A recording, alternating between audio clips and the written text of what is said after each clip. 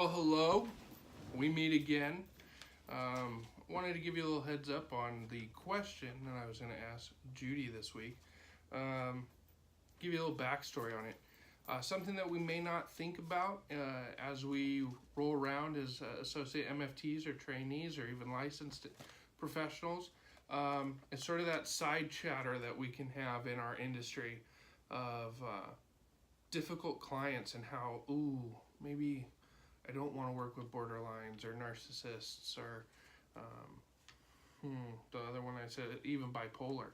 I had an experience where I ran into an individual who said, well, I can't reach out for therapy. I said, well, why? And the person said, oh, I'm pretty sure I'm borderline, and I've heard that therapists don't want to work with borderlines. And that sort of hit me, that someone who hasn't even reached our industry may actually not even come because they feel that they are a bad client. So I look forward to seeing how Judy answers this one.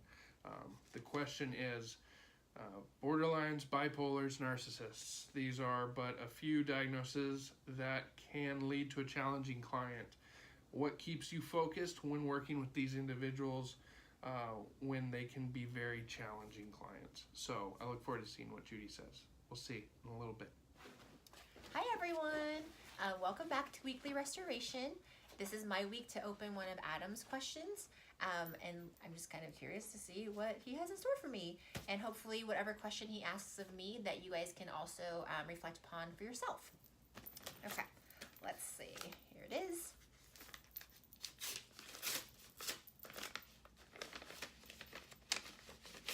Okay. Oh, I wrote another note. Okay, it says Jude's. Borderlines, bipolar, narcissists, these are but a few diagnoses that can lead to challenging clients. What keeps you focused when working with individuals whom can be very challenging clients? Ooh, okay, that's a good question. How do I keep focused when working with individuals who can also be very challenging clients? I don't know. I think that what I try to do is treat them the way I guess I would want to be treated, because I'm sure I can be challenging to lots of people, whether it's my own therapist or my friends, my family, just significant people in my life, because I'm not always the easiest person to interact with.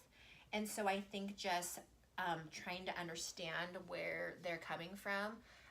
A lot of it is a lot of pain, and try and just be able to hone in on that and be kind and compassionate.